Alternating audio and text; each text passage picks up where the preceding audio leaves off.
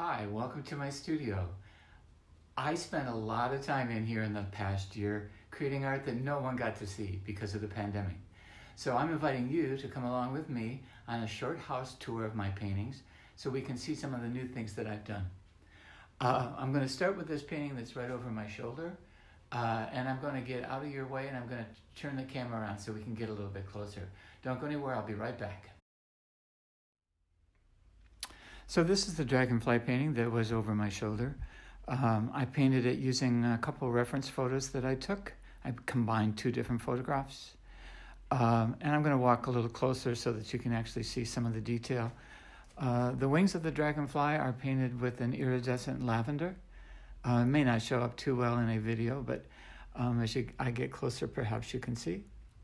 And the rest is rather self-explanatory. Water lilies, lily pads, and I will move back out so that you can see the whole painting.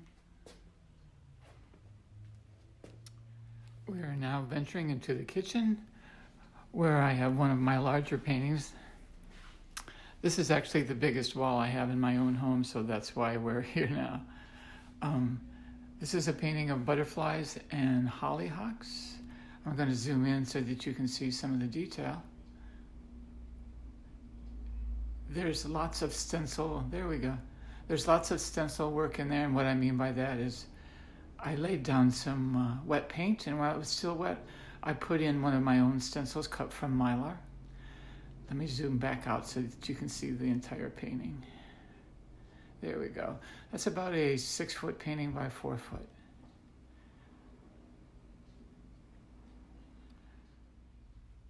Here's another painting I did from a reference photo I took in Africa.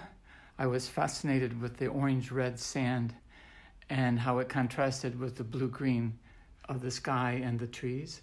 As we move up, you'll see lots of different techniques. There's a lot of resist, there's some modeling paste, and there's some gouache, actually. And I will move back out so that you can see more of the total painting.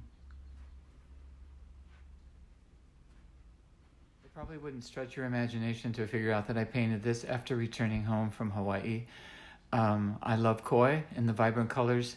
I just wanted to capture that feeling of the tropics. So let me show it up and down a little bit.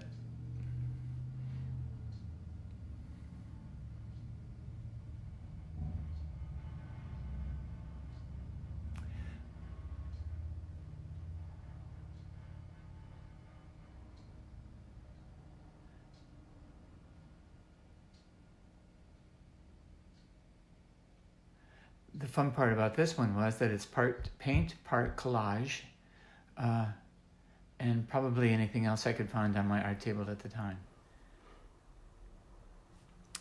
Here's a still image so that you can see the entire picture. This particular painting is about 54 inches tall and 32 inches wide. Here's a watercolor I did that actually pays homage to my watercolor instructor, mentor, and good friend, Sandra Frickleton, who's recently passed away. She was an avid gardener, a lover of plants, and her windowsills often became this jungle of bright color and looking out through the window into the Oneonta landscape. I really enjoyed doing this one. Traveling into my living room, where on the side wall over here we have a painting of some morning glories that I did.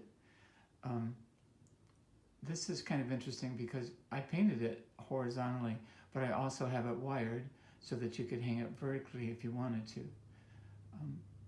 Let me zoom in just a little bit.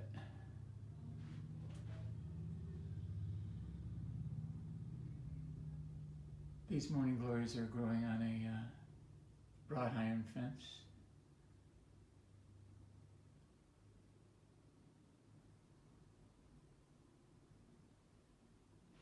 Here's a still image so that you can see the entire painting at one time. So here's a painting I did of sunflowers and a blue jay. I enjoyed putting that combination together. It seems like they represent the bold and splashy members of their respective species. And also, if you'll notice, there are some random lines going through the sunflowers. Well, I found out that ornithologists actually identify birds sometimes by their flight patterns as much as by their coloring and things like that. So that was my take on a blue jay's flight pattern, kind of zooming through the whole painting. I also wanted to give you some details, so I moved in a little bit closer so that you can see the details of this painting.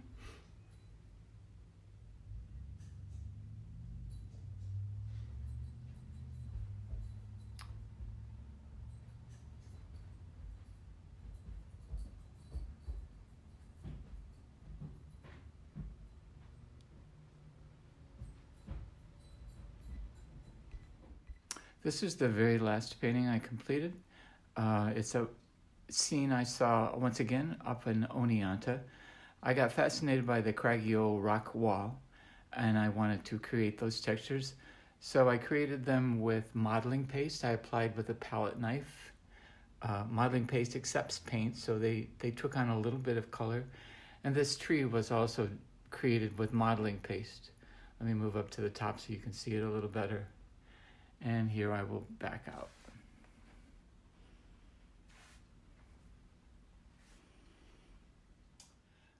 This particular painting was done from a photograph I took at the Joshua Tree National Forest in California. For me, the fun part is that, of course, people see the trees and they see the prickly pear cactus. But if you look closely, there's a roadrunner down in the bottom who hides in the cactus. And I like the discovery of that bird rather than having him be so obvious at the very first glance. So there he is. And as we move up, you can see the prickly pear cactus. And then we get to the Joshua tree. So I will actually come in a little bit closer.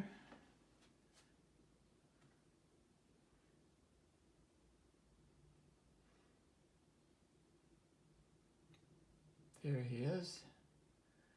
And now let me just back out a little bit.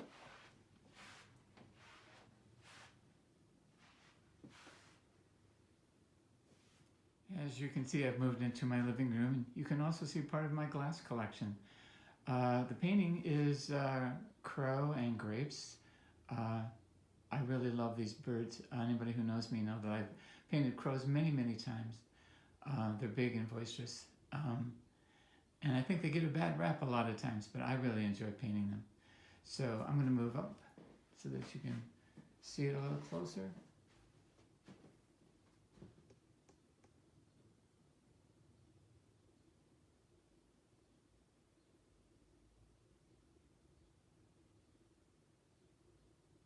There we go. And I'll back away again.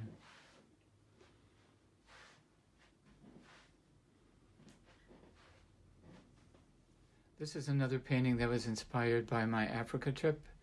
This is a series of different palm branches superimposed over the top of each other, and then I painted them as an abstract form. This painting is quite long and quite narrow, so I will zoom in a little bit, and I will zoom up, and I will zoom down, but I will also put a still image at the end so that you can see the entire painting.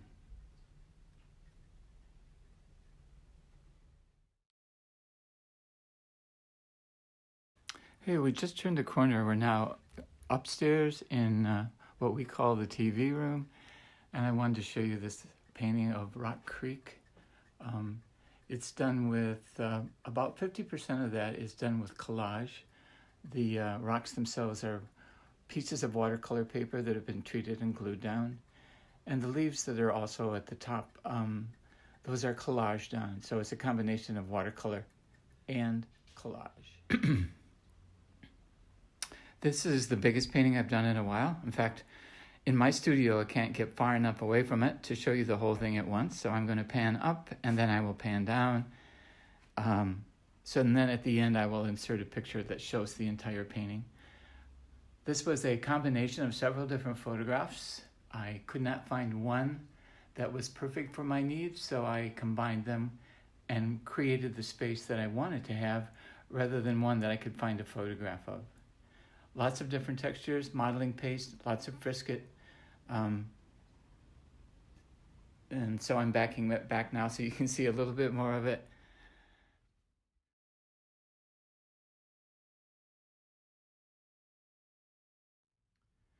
So here we are back in the studio. Thanks for joining me on that tour. It was a lot of fun for me to show you some of my new stuff. If you would like to see one of these paintings in person, contact me and we can arrange for a safe visit. And all of the information about all of my paintings is on my website, sizes and prices. My website is mrwatercolor.com, MR, no period, watercolor.com. Thanks again, and I hope the next time we're looking at art, we're standing next to each other while we do it. Talk to you soon. Thanks a lot. Bye-bye.